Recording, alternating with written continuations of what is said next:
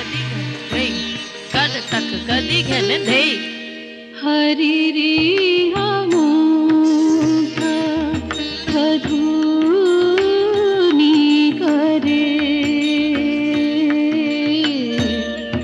हरि रे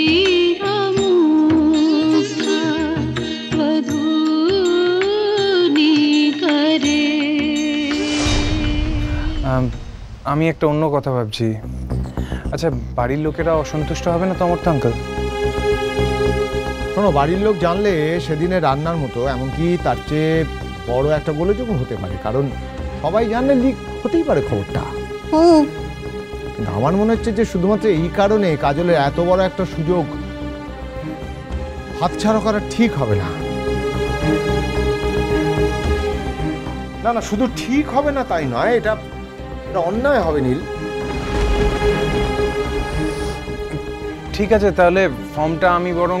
কিন্তু আমি তো নাচবো না। আমার মা কখনো চায় না আমি নাচ করি। নাচ আমাদের বংশে একটা অভিশাপ অমর্ত্য আঙ্কেল, তুমি জানো না সেটা? সেই অভিশাপকে তুমি আশীর্বাদে পরিণত করবে কাজল।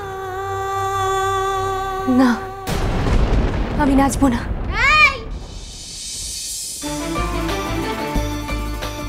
খুব বড় বড় বাহানার লেকচার হয়েছে তাই না? এত বড় একটা মানিগণী মানুষ এত করে যে কইছে সে কথা কানে যাচ্ছে না গো? হ্যাঁ, তোমার মুখে না মুড়ে ঝাঁটা মারা উচিত, বুঝেছো? আর আমিও যে একটা গুরুজন মানুষ, আমারও যে একটা মানিগণী আছে সে কথা বুঝি মাথায় নেই গো? তোর জন্য যে আমি গান গেয়েছিলাম সে কথা তুই ভুলে গেছিস? হ্যাঁ,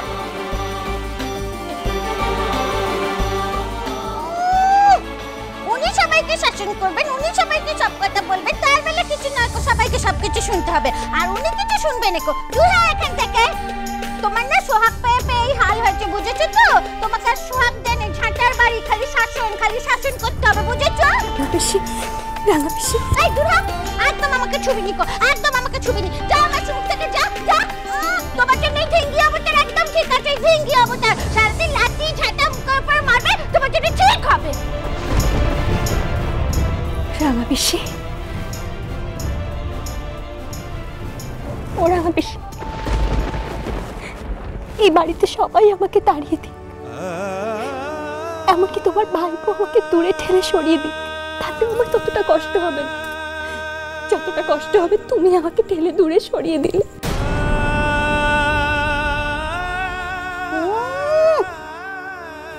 নিজের মা তো নেই কহেতা, ওই জন্য এত বড় বড় কথা হয়েছে তাই না? এত বড় বড় কথা বলতেছিস? হ্যাঁ, তোর মা নেই তো কি হয়েছে? মা নেই তো কি হয়েছে? আমি নয় তোকে পেটে ধরিনি, তাতে কি হয়েছে বল? আর যদি পেটে ধরতুম তোকে তাহলে তো তোর মতোই দেখি অবতার আমার হতো, হতুনি বলতে হতুনি। হ্যাঁ, তাকে তোমাকে সাহিস্তা করতে হতো, সাহিস্তা করতে হতো কি না বল? তার মতো করেই তোকে সাহিস্তা করবো। হ্যাঁ, তার মতো করেই তোকে সাহিস্তা করবো। ও স্যার, স্যার শোনো শোনো শোনো, তোমাকে একটা কথা বলি, কি সব ফরম টরম আছে না, তুমি সব ভর্তি করে দাও দেখিনি। ও নাচবে না মানে ওর ঘাট নাচবে, আমি ওর ঘাট ধরে নাচাবো। কাজল, নেপথ্যে আরো একজন মানুষ আছেন, সে গল্পটা আমি নয় তোমায় পরে শোনাবো। তার নাম বিনায়ক পট্টনায়ক।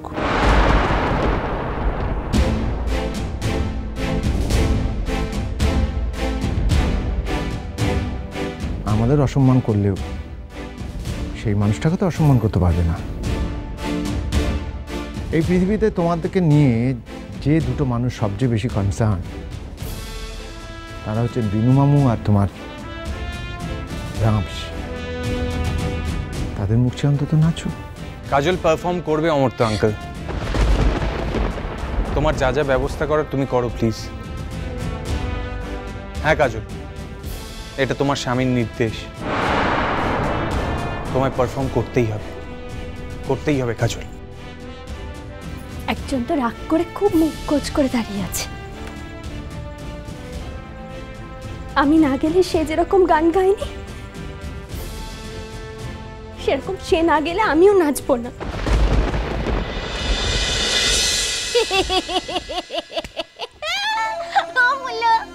পোড়া ও নাকি নাচবে আর আমি নাকি যাবনি। তাই কখনো হয়? হ্যাঁ বল দেখিনি।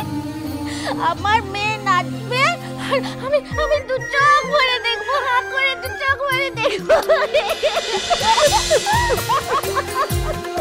প্রত্যেকবারের মতো এবারেও আমাদের সারা বাংলার ধ্রুপদী নৃত্যের প্রতিযোগিতা শুরু হচ্ছে। এই প্রতিযোগিতার মাধ্যমে বাংলার বিভিন্ন মেধাকে সামনে আনার কাজটি আমরা করে থাকি। অল্প সময়ের মধ্যেই প্রতিযোগিতা শুরু হচ্ছে। প্রতিযোগীদের অনুরোধ তাদের শৃঙ্খলা বজায় রাখা। আজ আমাদের বিচারকের আসনে আছেন বিশিষ্ট ওডিশি নৃত্যশিল্পী কৌশালী মুখোপাধ্যায়, গুরুচরণ দাস মহাপাত্র এবং নির্ণয় সেনগুপ্ত। শুরু হচ্ছে আমাদের প্রতিযোগিতা। প্রথম প্রতিযোগী চন্দ্রিমা ভট্টাচার্য।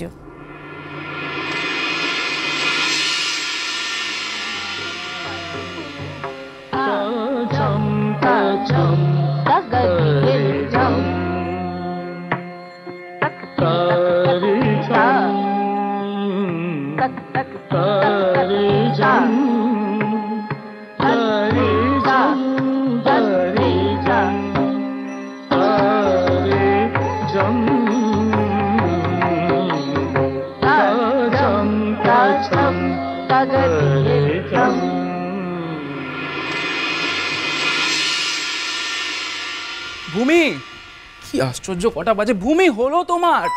আরে বাবা, একটা কম্পিটিশনে যাবে, তুমি টাইমটা ঠিক রাখতে পারো না? কি আশ্চর্য বলো তো ভূমি। না হয়ে গেছে হয়ে গেছে হয়ে গেছে, চলো একেবারে কস্টিউম টাস্টিউম পরে রেডি হয়ে নিলাম। চলো চলো।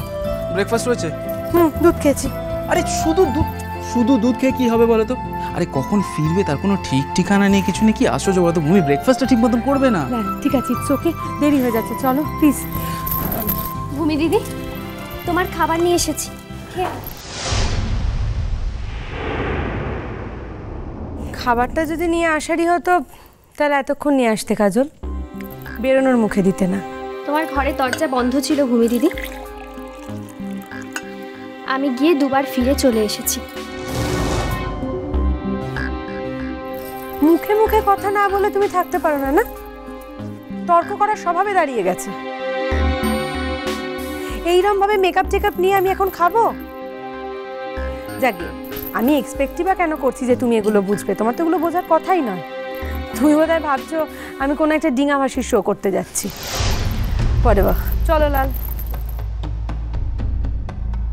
বলি নাচবো, পেট তোমার, খিদাও তোমার, তাহলে খামুকা ওকে মুখ করছো কেন বলো দেখিনি?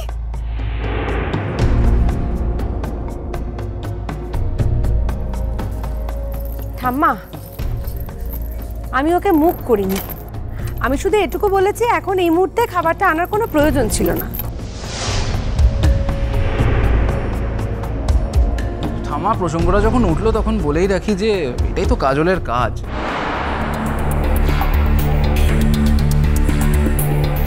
রান্নাঘর সামলাবে, বাড়ির লোকজনের টেক কেয়ার করবে, ও তো কখনো ভূমির রোলটা প্লে করতে পারবে না। না,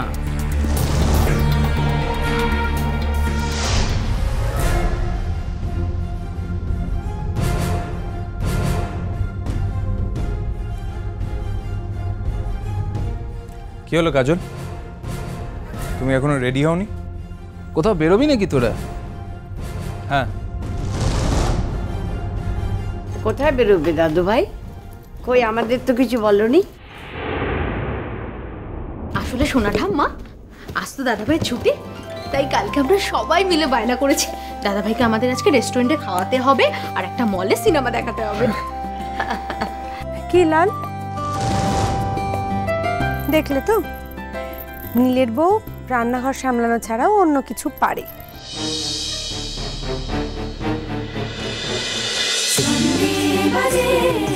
জন্মপথ